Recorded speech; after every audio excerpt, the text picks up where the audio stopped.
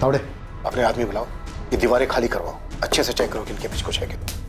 Police तो पूजा वाले कमरे के पीछे हाथ धोकर पड़ी है, पता नहीं उन्हें क्या दिख गया वहाँ पे। ये कुछ नहीं दिखेगा उन्हें। मुझे स्ट्रांगली डाउट होता है यहाँ पे कुछ और भी होता है।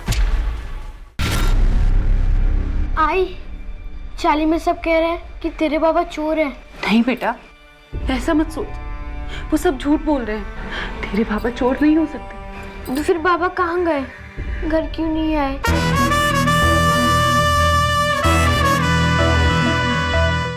नमस्कार, आदाब।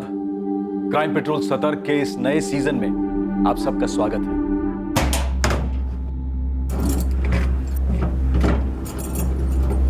लाशें, लावारिस लाशें, जिनकी पहचान बन जाती है महज उन पर लगाए गए बिल्ले के नंबर, जो हर साल ठिकाने लगाई जाती हैं। लाशें जो अवशेष हैं उन कत्ल के केसेस की जो गुमनामी की अंधी गलियों में दम तोड़ गई हैं। लाशें उन लोगों की जिनका ठिकाना अनजान है, जिनकी कहानी बेजुबान है, जिनका खानदान बेनिशान है।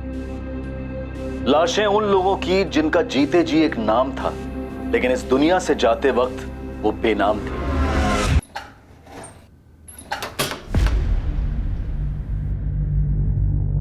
$1.5 लाख है नीलेश, गिन ले। अरे मैं क्या गिनूं सेठ, आप बोल रहे 1.5 तो 1.5 होंगे।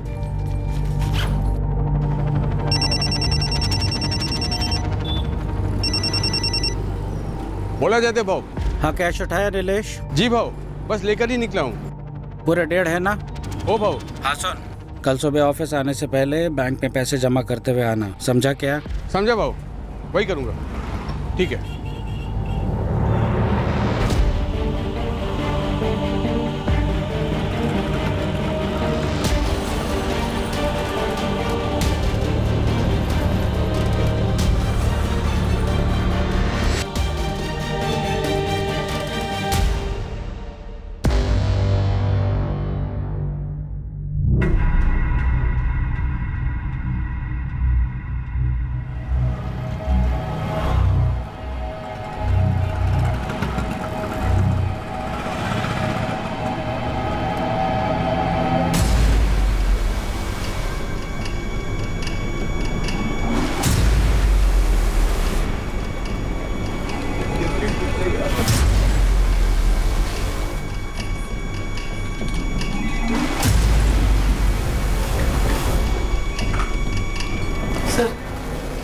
फिर आगे तो सर, वो मेरे बाबा। चुप, एकदम चुप। देख सचिन, तू फिर एक बार यहाँ आया ना तो तुझे तेरी आई के साथ अंदर डाल दूंगा और केस ठोकूंगा कि तेरे बाप के साथ तुम लोग भी शामिल थे उस चोरी में। चल निकल। लेकिन मेरे बाबा चोर नहीं है, आप प्लीज उन्हें ढूंढिए। आलो से समझा रहा हूँ तुम लोगों को कि तलाश जारी है। जय हिंद सर। जय हिंद। सर सर सर, बात क्या है? सर ये मेरे बाबा है, आप प्लीज इन्हें ढूंढिए। मैटर क्या था तावड़े? पुराना मैटर है साहब।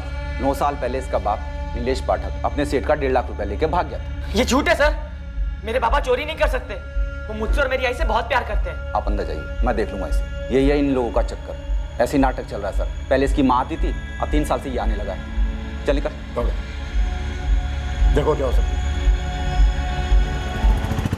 देख लड़के, कान खोल के सुन ले। तेरे आई और तू माने या नहीं माने, लेकिन ये सच नहीं बदलेगा कि तेरा बाप चोर है। नहीं साहब। अभी तक अच्छे से बोलते आया हूँ, पर और नहीं। समझ ले सचिन, ये लास्ट वार्निंग दे रहा हूँ।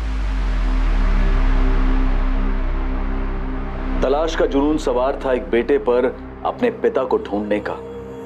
9 साल बीत चुके थे और नीलेश पाठक की कोई खबर नहीं आई थी। नीलेश का केस मानो खामोशी में खुल गया था। नीलेश पाठक का केस एक मिसिंग कंप्लेंट की तरह से दर्ज ही नहीं हुआ था।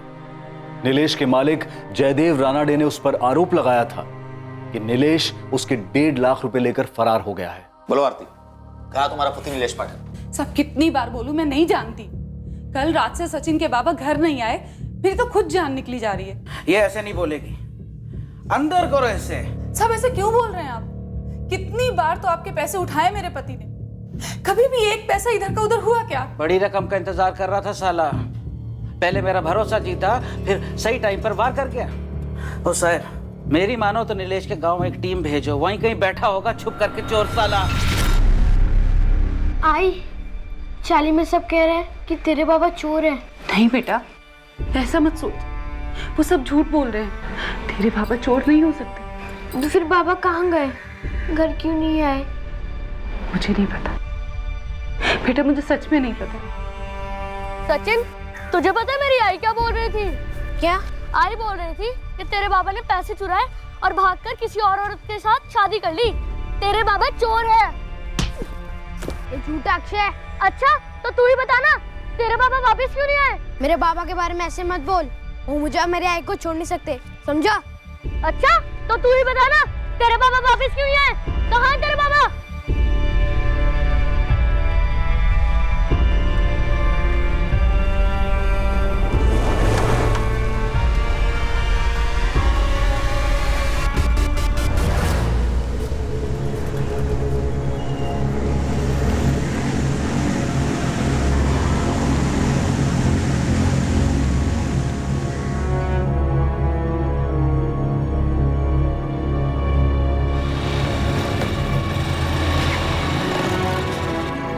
गोविंद भाऊ, बन गई है आपकी बाइक, अब ठीक से चलेगी।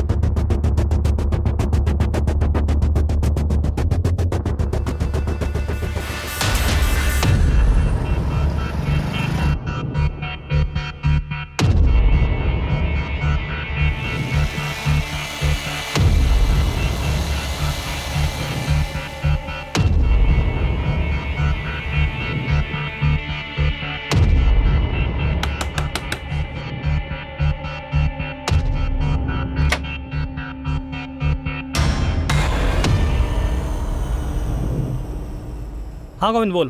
दया वो लड़की ज्योति आज भी घर से निकली, लेकिन फिर से कॉलेज नहीं गई। वही श्रृंगारवाड़ी गई। हाँ दया भाऊ। ध्यान से सुन गोविंद, इस ज्योति पे है ना फील्डिंग और टाइट कर। हर दिन कॉलेज जाने की बजाय उस घर में जा रही है, कुछ तो लोचा है उस घर में। मुझे पूरी डिटेल दे उधर का। दया, दया। हाँ साहब बुला रहे। आता हूँ। सर, उस लड़के सचिन का बाप नीलेश पाठक, उसकी कोई मिसिंग रिपोर्ट दर्ज नहीं हुई थी। दरअसल वो मिसिंग हुआ ही नहीं था। एग्जैक्टली हुआ क्या था तावड़े? लड़का इतनी चक्कर क्यों लगा रहा है? सर, 9 साल पुराना केस है। ये नीलेश अपने मालिक जयदेव रानाडे का 1.5 लाख रुपया लेकर फरार हो गया था। हमने काफी ढूंढा सर, लेकिन ये हाथ ही नहीं लगा और केस अनसुलझा ही रह गया। वैसे सर 9 साल पहले 1.5 लाख रुपए काफी मायने रखते थे। खान फैमिली से ज्यादा मायने तो नहीं रख सकते ना। लड़का लगातार इंक्वायरी कर रहा है, दावे के साथ कह रहा है कि उसका पिता चोर नहीं था। तावड़े, उसका कोई क्रिमिनल रिकॉर्ड था? सर, वैसे तो कोई हिस्ट्री नहीं थी, लेकिन शायद एक साथ इतना पैसा देखकर फिसल गया होगा। फिसला तो फिर गिरा कहाँ? 9 साल तक कोई नामो निशान नहीं। अगर वो मान ले कि पैसा लेकर भी फरार हुआ है तो अभी तक उसकी कोई खबर क्यों नहीं मिली? एक काम करो तावड़े। जी। लड़के को लाओ, मैं उससे बात करता हूँ। ठीक है सर। सचिन बेटा, मेरी ड्यूटी का टाइम हो गया है, मैं निकलती हूँ।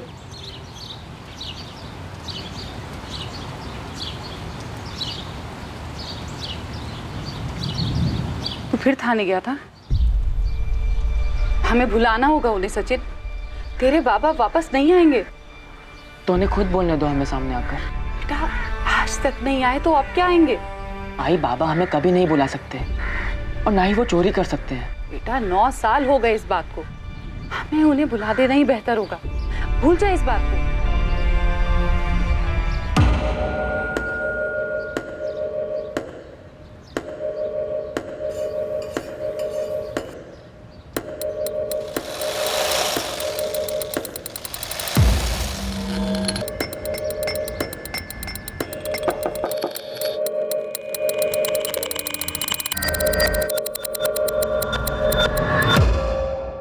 ओए 131/23 किसका है?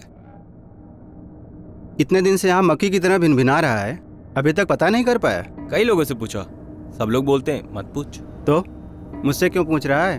बताइए ना, किसका घर है वो, और है क्या उस घर में? माया। माया? माया जाल की माया?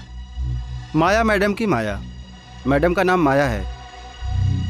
भाव वो 3-4 लड़कियों को देखा उस घर में जाते हुए, कॉलेज की लड़कियां हैं। ऐसा होता है क्या उस घर में भाव? आंखें दी है ना ऊपर वाले ने, तो देख, लड़कियां अंदर हैं और मर्द अंदर बाहर आ रहे हैं जा रहे हैं। माया कोठा चलाती है? धंधा होता है क्या उस घर में? उस घर में जो भी होता हो, मैं मेरे घर के अलावा कुछ नहीं सोचता। तू भी मत सोच। उस माया औरत से दूर रह, सुखी रहेगा। उसके रास्ते में आया ना तो तू तेरे घर का रास्ता भूल जाएगा। कुछ भी कर सकती है। कुछ भी कर सकती है से क्या मतलब है भाव? सुना है जादू टोना जानती है, उसके पास कुछ अलग सी ताकतें हैं।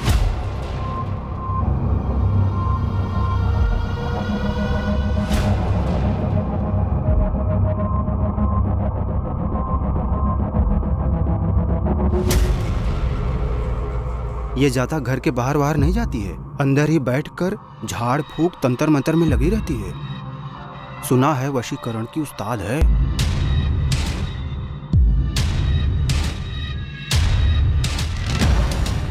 और उसी घर में लड़कियों से धंधा भी करवाती है? अब सब तो यही बोलते हैं।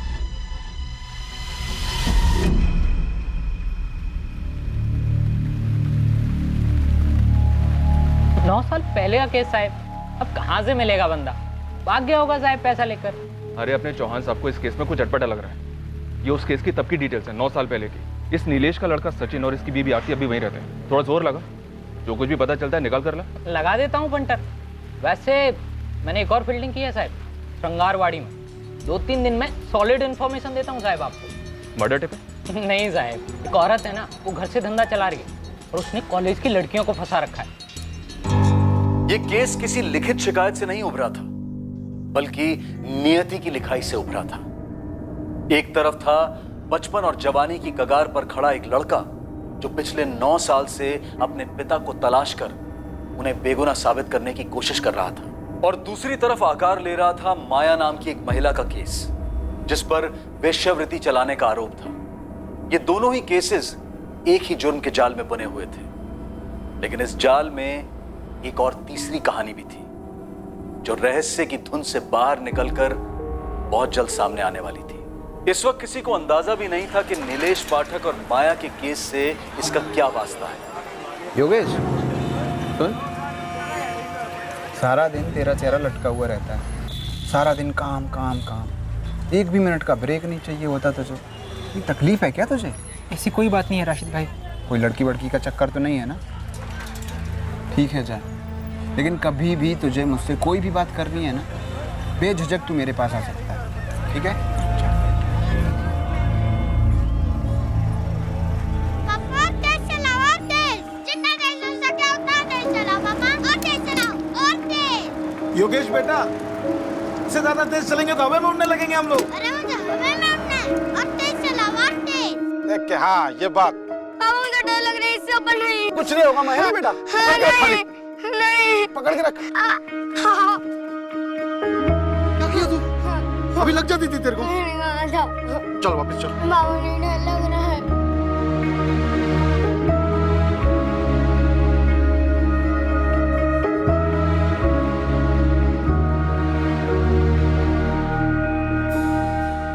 देखो योगेश, जो बातें मैं दूसरे लोगों को बताता हूं उनमें सिर्फ उम्मीद होती है और कोई जादुई चीज नहीं होती। फिर भी लोग तो आते हैं ना आपके पास। लोग उम्मीद लेकर आते हैं मेरे पास। मैं जो भी उनके लिए कर सकता हूं मैं करता हूं, लेकिन तुम्हारे केस में मैं सच में तुम्हें कोई मदद नहीं कर सकता। मैंने कभी तुम्हें झूठा दिलासा नहीं दिया है, आज भी नहीं दूंगा। मगर आप जानकार हैं, कुछ तो बताइए कि मैं उन्हें ढूंढ पाऊंगा या नहीं। ढूंढा उसे जाता है जो खो गया। तेरे बाबा खो नहीं गए, तेरे बाबा तुझे छोड़कर चले गए थे। यही कहा था ना तूने मुझसे।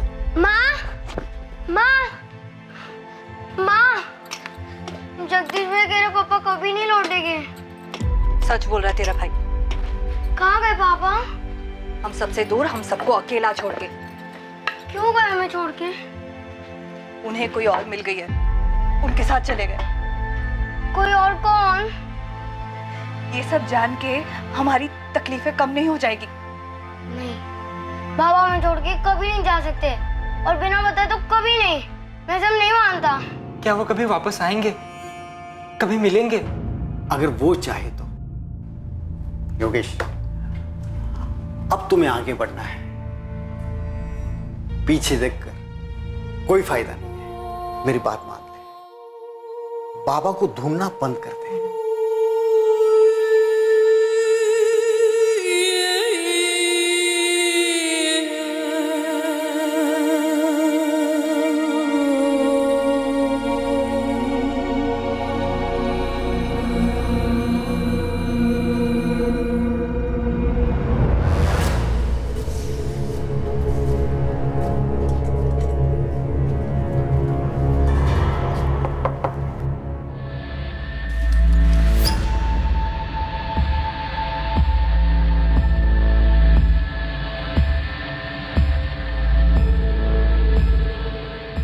ये वाले के साथ बैठूंगा।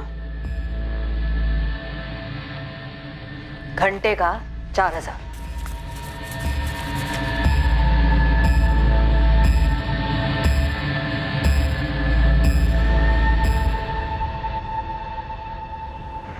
भाई खबर 100% सही है। इस वक्त 3 लड़के आए अंदर, और ये माया मैडम ही कोटा चला रही है।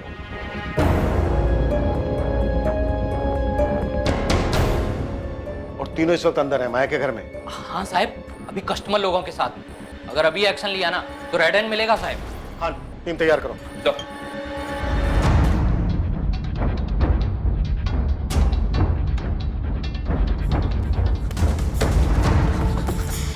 सर, मैं वो सचिन पाठक, वो तावड़े साहब ने बुलाया था। बाद में कभी आना, अभी जल्दी में हूँ। चलो।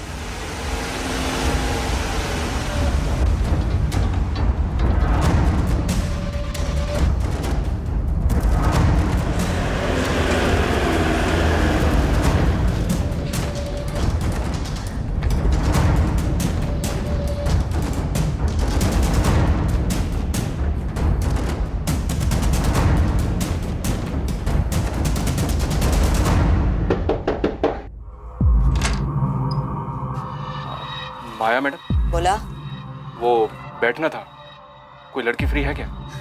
हाँ हाँ, अंदर आओ। अरे कौन है तुम लोग? देखो, अंदर का एक कोना चेक करो। छोड़ा।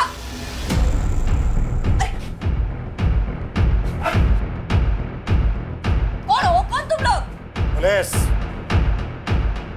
बाहर चलो, बाहर चलो। ओ साहब, सुनो मेरी बात।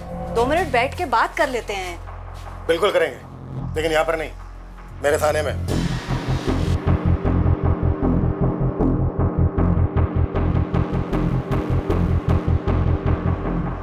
अरे साहब, इधर कुछ गलत नहीं हो रहा है।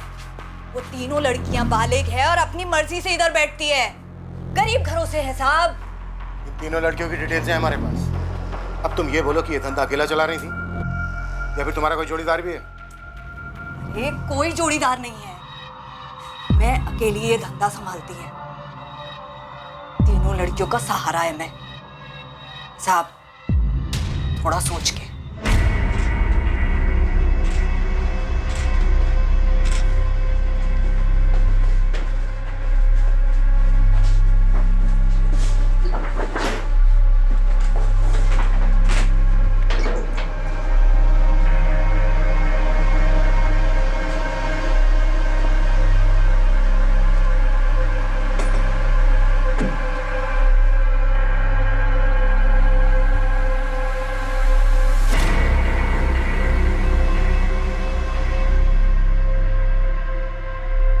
तू अपने साहब से बात कर, जो उनको चाहिए मैं देगी।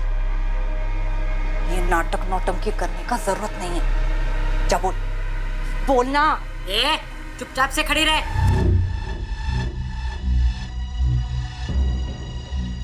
नाबालिग लड़कियों को अंदर छिपा के रखा होगा। ना। ओ माया मैडम, बंद कमरे की चाबी दो। कमरे में पूजा पाठ का सामान है और कुछ नहीं उधर। हमें खुद देखना है कैसी पूजा पाठ करती हूँ। चाबी दो। एक बेसहारा औरत का निजी कमरा खुलवा रहे हैं आप? अबे ओ गरीब बेसहारा औरत, नाटक बंद कर। मैं सच बोल रही है साहब, कुछ नहीं है उस कमरे में। चाबी।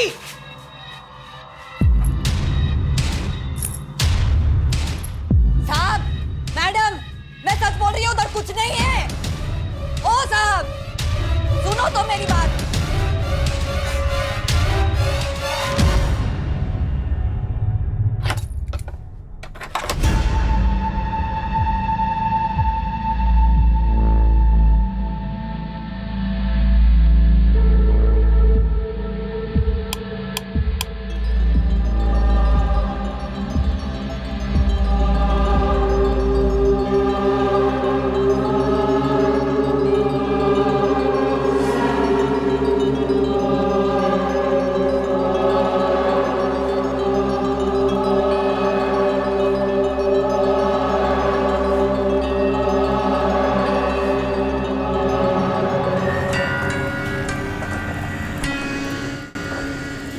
मैंने वहां चेक किया, कुछ भी नहीं है।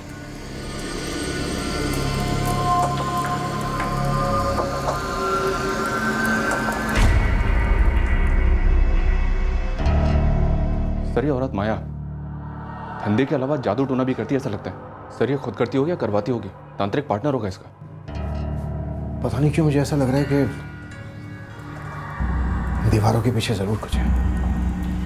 हो सकता है सर, ये माया धंधे के साथ साथ काला जादू भी कर रही है और पता नहीं क्या क्या काली करतूत छुपा रखी होगी। ये धक्का काय को देती? बैठ रही है ना। ताई सेटलमेंट करवा दो ना साहब से बात करके। कहीं हमारे घर वालों तक तो ये बात नहीं पहुंचेगी ना।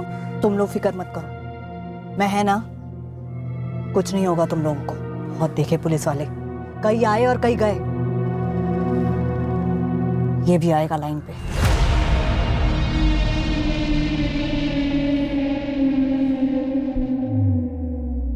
तावड़े। जी सर। अपने आदमी बुलाओ, ये दीवारें खाली करवाओ, अच्छे से चेक करो कि इनके बीच कुछ है क्या। जी सर। पद्मा, पड़ोसियों से पूछताछ करो। मुझे स्ट्रांगली डाउट हो रहा है कि यहाँ पे कुछ और भी होता है या फिर हुआ है। Okay sir.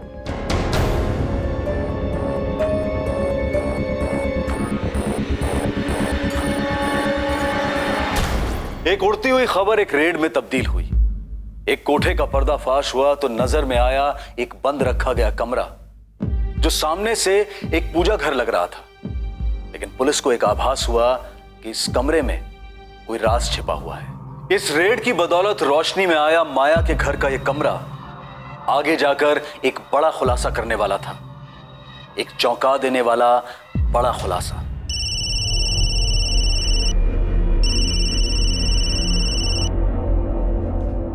बोल पुरुषोत्तम। विनोद भाऊ बहुत बुरा हुआ। माया ताई के घर पुलिस ने छापा मारा है भाऊ। कौन हराम मुंह खुला रहे? वो सब पता नहीं भाऊ। छापे के टाइम पुलिस वाले ने पूजा वाले कमरे की चाबी ले ली माया ताई से। और क्या क्या क्या क्या पूछा क्या माया से? हाँ, क्या मिला उन्हें? नहीं मालूम भाऊ। वो माया ताई और लड़कियों को पुलिस वाले थाने ले गए भाऊ। ये फोन स्विच ऑफ कर दे और गुपचुप पुणे के बाहर कहीं छुप जा, समझा? मामला ठंडा होने तक लौटना मत। भाऊ मामला कब तक ठंडा होगा? ऐसे कहाँ चला जाऊं? होगा तब होगा। हाँ, अभी निकलने को बोला ना तेरे को, गलत नहीं कहा?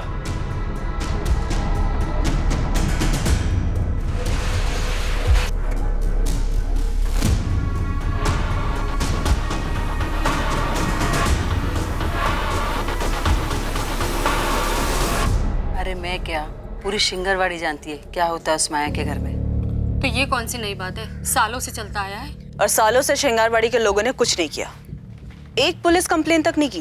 बहुत डेंजर है वो औरत। पता नहीं कैसी कैसी चीजों में सुई हुई घुसाती है, नींबू मिर्ची फेंकती है। अगर उसके कोई मुंह लगा, उसने कुछ फूक फूक दिया तो? अच्छा हुआ कि किसी ने तो हिम्मत दिखाई। अब आप लोग थोड़ी सी हिम्मत कीजिए। इस माया का कोई ना कोई साझेदार तो जरूर होगा ही होगा। कौन है वो? उसके घर में एक आदमी आता है, विनोद भाव। हाँ, विनोद भाव बोलते हैं उसको सब। उसका पूरा नाम तो मेरे को मालूम नहीं, लेकिन वो ना उस माया का यार है, सालों से आ रहा है। माया उसके अपने पति के साथ रहती थी, तब भी आता था, अब भी आता है। दया। हाँ मैडम। मुझे इस विनोद की पूरी डिटेल चाहिए। ठीक है मैडम, आज शाम तक सारा चिट्ठा निकालता हूँ। हो साहब, सबसे पहले वो तीनों लड़कियों को छोड़ दो, उनका कोई गलती नहीं है। जगह मेरी है और धंधा भी मैं ही करती है। आपको मेरे को जितना मर्जी इधर रखने का ना, मैं रहेगी इधर। इतना तो कर सकते हो ना साहब। सर हम जानते हैं कि हम गलत काम कर रहे थे, और यकीन कीजिए सर, हम डिसेंट फैमिली से हैं और जो भी कुछ कर रहे थे मजबूरी में कर रहे थे। तुम्हारी पैसों की मजबूरी थी या किसी ने मजबूर किया तुम्हें इस काम को करने के लिए? प्लीज जाने दीजिए ना। हमारे घर वालों को तो लगता है हम कॉलेज जाते हैं, हमें शाम तक घर पहुंचना है। उन्हें किसी हालत में पता नहीं लगना चाहिए सर। आज नहीं तो कल पता लगना ही था, तो फिर आज ही सही। नहीं सर, प्लीज ऐसा मत कीजिए। तो मुझे पूरी कहानी चाहिए। तुम इस धंधे में कब और कैसे आई, माया से कैसे मिले, वहां और क्या क्या धंधे होते हैं, इस काम में और कितने लोग शामिल हैं, सब कुछ बोलना होगा। बोला तो ना साहब, मैं अकेली औरत है, सालों से अकेला धंधा चला रही है, विधवा है मैं। पहले मैं खुद धंधा करती थी, फिर उम्र हो गई, फिर देखा कि लड़कियां खुद सामने से चल के आ रही थी, बस शुरू कर दिया। क्या करेंगे साहब, पेट भी तो भरना है ना। और वो जादू टोना वो सब जो उस कमरे में होता है? कोई जादू टोना नहीं है उधर साहब, मैं उधर सिर्फ पूजा करती है और कुछ नहीं है उस कमरे में। कुछ नहीं है तो फिर इतना डरी हुई क्यों? ऐसा कुछ नहीं है साहब, मैं उन लड़कियों के लिए डर रही है, उनकी कोई गलती नहीं है साहब। आपको मेरे ऊपर जो चार्ज लगाना है ना वो लगाओ, मैं बैठेगी ना जेल में, बस उनको छोड़ दो।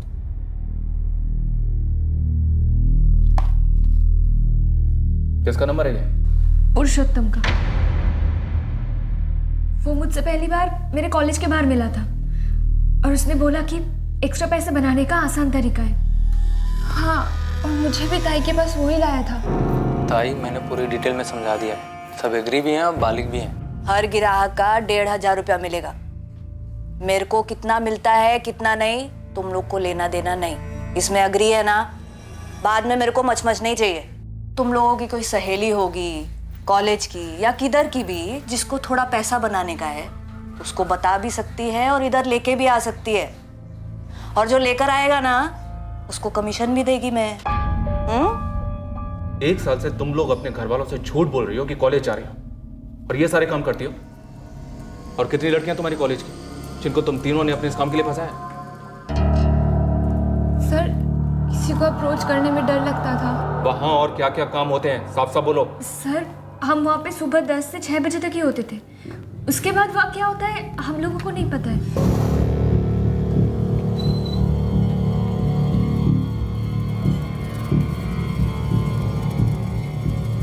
ये बगल वाली दुकान विनोद भाव की है? जी, विनोद जोशी जी का ही है। कहाँ है ये विनोद जोशी? वो थोड़ी देर पहले तो थे, फिर एकदम से दुकान बंद करके चले गए कहीं।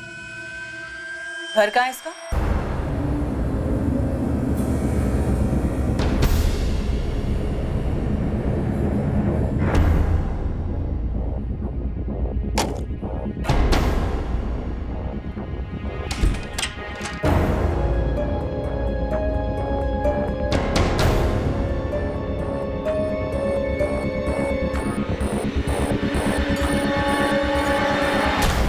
वहाँ तुम सिर्फ धंधा और पूजा ही नहीं करती हो, बल्कि जादू टोना, काला जादू टाइप भी कुछ करती हो। साहेब, मैं उस घर में सिर्फ 2 टाइम पूजा करती है, वो कब से गुनाह होने लग गया है बताइए? उस घर से हमें टोने टोटके का सामान, सुइयां, नींबू, मिर्च। अरे साहेब, वो तो सब एक तांत्रिक आया था कई सालों पहले, वो छोड़ के गया था। मैं तो उस सब चीजों को छूती तक नहीं है।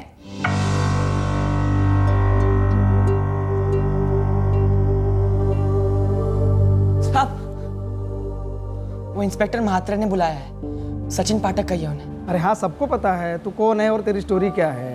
साहब बिजी है, तुझे बैठना है तो बैठ, नहीं तो कल आ जा। नहीं साहब, बैठता हूँ। ठीक है।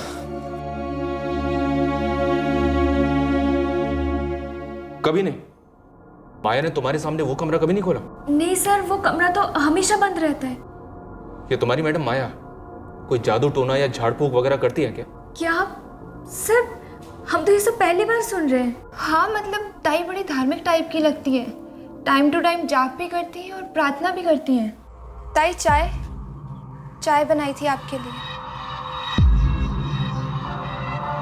ठीक है, उधर रख दो।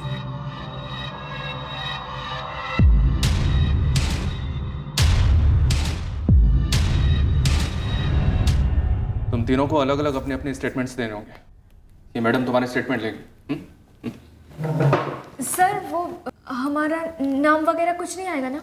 हाँ सर, हम प्रॉमिस भी करते हैं आज के बाद ऐसा कभी नहीं करेंगे प्लीज। ठीक है, लेकिन हमारी तहकीकात के दौरान अगर हमें कभी भी कुछ भी ऐसा पता चला जो तुम्हें मालूम था पर तुमने हमसे छुपाया, तो याद रखना तुम तीनों बुरी फंसोगे।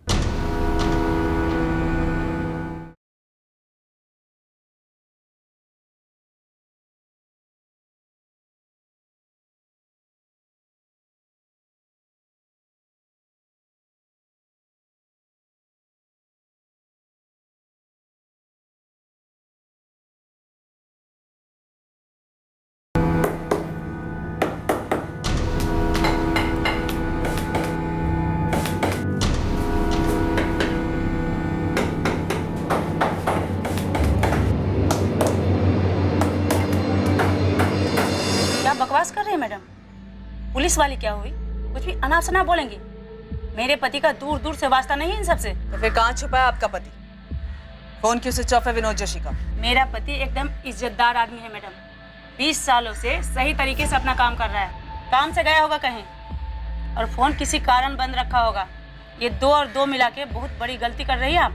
महिमा जी, हमने ऐसी मन घड़न नाम नहीं निकाला आपके पति विनोद जोशी का और धमक पड़े हैं आप एक काम कीजिए, श्रृंगारवाड़ी में आप अपने पति की फोटो घुमाइए एक बार माया के घर के पास और पूछिए, औरत से, आदमी से, जिस मर्जी से पूछिए कि आदमी है कौन। फिर देखिए कितने इज्जत से नाम लेते हैं वहां के लोग आपके पति विनोद जोशी का। साहब, वो मैं सचिन पाठक, वो म्हात्रे साहब ने बुलाया था। वो नीलेश पाठक केस के लिए? यस सर, वो मेरे फादर है। जो 7 साल पहले कुछ पैसों के साथ गायब हुआ था। चोरी का केस दर्ज है ना? नहीं सर, वो 9 साल पहले गायब हुए थे। सब कहते हैं उन्होंने चोरी की थी, लेकिन सब झूठ कहते हैं। आप पता लगाइए ना प्लीज। हाँ, हमने हमारी टीम को काम पे लगा दिया, सर्च कर रही है। कुछ भी हाथ लगेगा तो मैं बताएंगे। तावड़े साहब, यहाँ तो कुछ नहीं है और लगता नहीं कि दीवार के पीछे कुछ हो। साहब को लगता है यहाँ कुछ गड़बड़ है। इस धंधे के पीछे कुछ और भी है।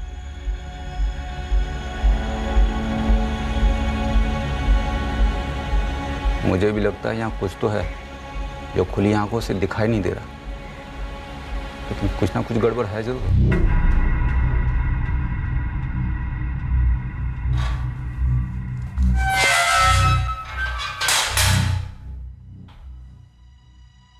कुछ भी नहीं मिला तावड़े? सर वैसे तो कुछ नहीं, लेकिन यहाँ कुछ ठीक नहीं लग रहा है। यहाँ हवा में कुछ तो है। सर आप ही के जैसी तगड़ी फीलिंग मुझे भी आ रही है। ये धंधा, ये पूजा पाठ, सर इस सब के पीछे कुछ और चक्कर है। घर सील कर दो, एक एक ईंट तराशेंगे, इस माया को भी तोड़ेंगे।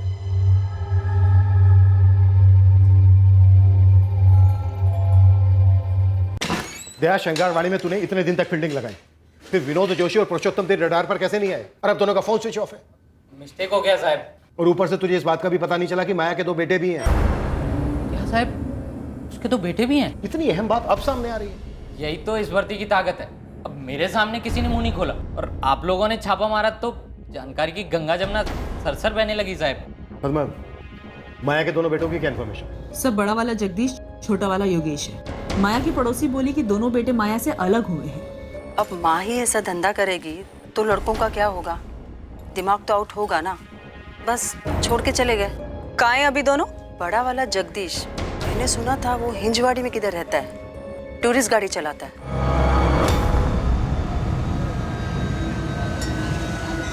छोटा वाला मैकेनिक है योगेश, पता नहीं कहाँ चला गया। 3 साल हो गए उन्हें गए हुए, जगदीश और योगेश को, लेकिन दोबारा कभी इधर देखा नहीं। फिर ये माया का पति कब मरा? मरा कहाँ? सब बोलते कि सालों पहले उसे छोड़ के चला गया था। 1 मिनट पद्मा, माया के पड़ोसी ने तुम्हें क्या बताया कि माया का पति उसे छोड़कर चला गया था? यस सर, मेरी 2 औरतों से बात हुई जो माया के घर के बगल में ही रहती हैं। लेकिन माया ने मुझसे बोला कि वो विधवा है।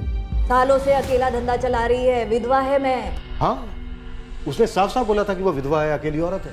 अब ये पकड़ी गई सर, इसमें कुछ तो झोल है। पक्का ही हमसे झूठ बोल रही है। माँ, जगदीश भाई तेरे पापा कभी नहीं लौटेंगे। सच बोल रहा है तेरा भाई। कहाँ गए पापा? हम सबसे दूर, हम सबको अकेला छोड़। क्यों गए हमें छोड़ के? ये सब जान के तेरे बाबा वापस नहीं आ जाने वाले, बस हमारी तकलीफें बढ़ेंगी।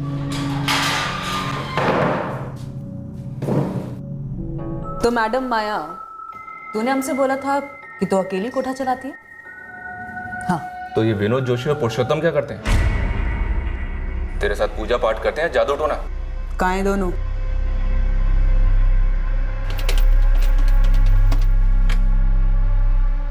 मेरे को कुछ मत पूछ पुरुषोत्तम, तू अपना देख ले, मैं अभी स्विच ऑफ कर रहा हूँ फोन। अरे भाऊ मैं कहाँ जाऊंगा और क्या करूंगा? अबे 3-4 महीना ना कहीं पर भी पड़ा रहे, बाद में लौटा ना सब ठंडा हो जाए तब। धंधा वाला मामला होता तो ठंडा भी हो जाता। पुलिस तो पूजा वाले कमरे के पीछे हाथ धोकर पड़ी है, पता नहीं उन्हें क्या दिख गया वहां पे। ये कुछ नहीं दिखेगा उन्हें, कुछ नहीं मिलेगा, समझा ना? तू और मैं ना उनके हाथ नहीं लगने चाहिए। 4-5 महीना गुलो जा किधर, चुप जा, तब तक माया संभाल लेगी। तूने हमसे कहा था कि तू विधवा है, अकेली, यही कहा था ना? हाँ। क्या हाँ? अकेली है और विधवा है। तो ये बता, तेरे दोनों बेटे का है, योगेश और जगदीश? मेरे को नहीं मालूम। ए जग्या, जग्या, रुकने वाला, जग्या, तू सच में मेरे को छोड़ के जा रहा है? आई, मैं यहाँ और नहीं रह सकता। तू ही तो मेरा सहारा है। आज तक जो कुछ भी मैंने किया तेरे को और योगेश को पालने के लिए किया है। मैं मुंह नहीं खोलूंगा आई, बस, लेकिन अब और नहीं। जग्या,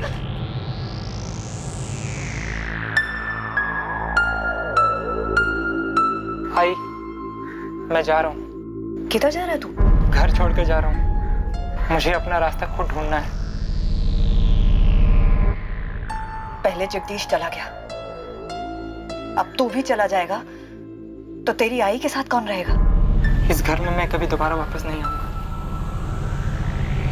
खून पसीना एक किया दोनों के लिए, लाज शर्म सब कुछ भुलाया, सब कुछ। लेकिन दोनों जवान बेटे अपनी आई को छोड़कर चले गए। इतने सालों में एक बार फोन करके भी नहीं पूछा। मेरे को नहीं मालूम वो लोग किधर है। तेरा पति प्रशांत भाटे कहाँ है अभी?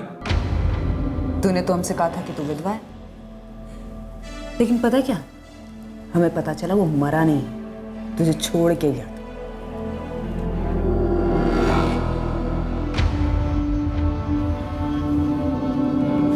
माया, उससे बात कर रही हूँ, इधर देख के बात कर। तूने हमसे कहा तू विधवा है, झूठ।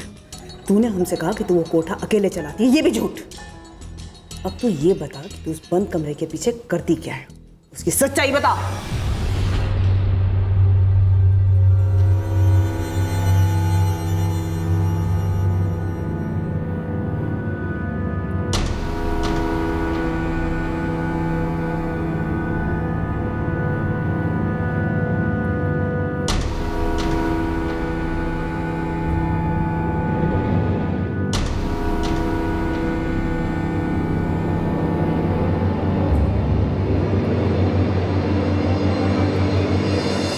मैं मानती है कि मेरा पति प्रशांत भाटे मेरे को छोड़ के गया,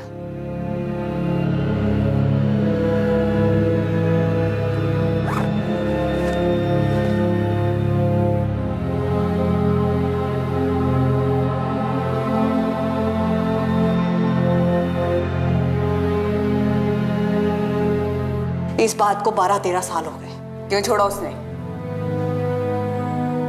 वही दूसरी औरत। उसके बाद से उसकी कोई खबर नहीं, मैंने भी नहीं ली। योगेश भाटे,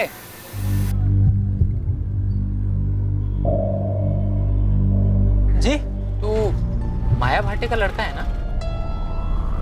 पुलिस ने अंदर किया उसे, घर पे रेड पड़ी है। देखिए, मेरा उससे और उसके धंधे से कोई वास्ता नहीं है। और तेरा बड़ा भाई जगदीश, उसको भी ऐसा ही लगता है? मुझे नहीं पता कि उसे क्या लगता है और क्या नहीं लगता। अपने कर्मों का फल तो मिलना ही था मेरी आई को, लेकिन आप लोगों मुझसे कहा। जगदीश, 10 साल पहले तुम्हारी चाली में एक बूढ़ी औरत रहती थी, दुर्गा। हाँ, दुर्गा ही रहती थी। क्या हुआ उन्हें? वो तुम्हारे बाबा प्रशांत भाटे, तुम्हारी आई माया भाटे और तुम दोनों भाइयों के बारे में सब कुछ जानती है। अंदर कर दिया उसे? अच्छा किया। जहर है वो माया भाई। दुर्गा काकी, हमें लगता है कि उस घर में धंधे के अलावा भी और कुछ चल रहा था। मैंने कहा ना, वो जहर है। मैं उनके पड़ोस में ही रहती थी। और एक बात बताऊं, पूरे श्रृंगारवाड़ी यही समझती है कि उसका पति प्रशांत किसी दूसरी औरत के साथ भाग गया। पर ये सच है क्या? उसका बेटा योगेश भी साफ मना कर रहा है। आप लोगों को लगता है कि उस कमरे में कुछ अजीब है, लेकिन मैं कहता हूँ सर, जब से बाबा घर छोड़ के गए हैं ना, तब से पूरे घर में सब कुछ अजीब सा होता आ रहा है। तुम्हें ऐसा क्यों लगता है योगेश? देखिए मैम, पूरी दुनिया कह ले कि मेरे बाबा किसी दूसरी औरत के साथ भाग गए, और इस बात को ये जगदीश ये भी मान ले, लेकिन मैं नहीं मान सकता हूँ मैम। सही कह रहा है योगेश, ये प्रशांत जो था भला आदमी था। मुझे नहीं लगता है वो अपने बच्चों को छोड़कर कहीं और भाग जाए। और अजीब बात क्या है मालूम? उस माँ ने एक बार पता करने की कोशिश भी नहीं की कि उसका पति दोनों बच्चों को छोड़कर कहाँ चला गया। और ये दूसरी औरत वाली बात? कोई दूसरी औरत नहीं थी। आदमी की नजर से पता चलता है कि आदमी किस मिट्टी का बना है।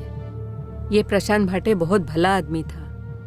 सर, अजीब सी बात है, वो नीलेश पाठक के केस में नीलेश का बेटा सचिन भी वही बात बोल रहा है अपने मिसिंग बाप के बारे में, जो योगेश बोल रहा है अपने बाप प्रशांत के बारे में। सर, मेरे बाबा 9 साल से गायब हैं। नीलेश पाठक, आप लोग प्लीज उन्हें ढूंढिए। मैं कह रहा हूं आपसे, वो चोर नहीं है, वो ईमानदार है।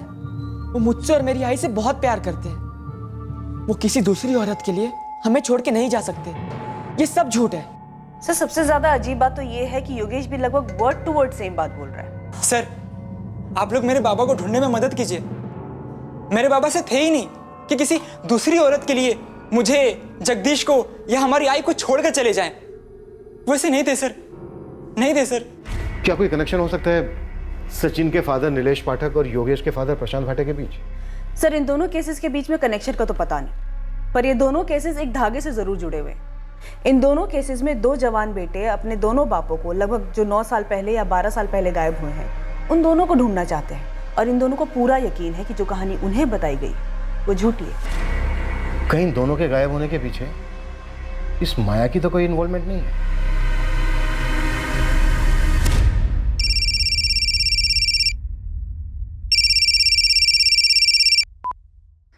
हेलो। अगर मेरा नाम नहीं आया तो मैं एक काम की बात बता सकता हूँ।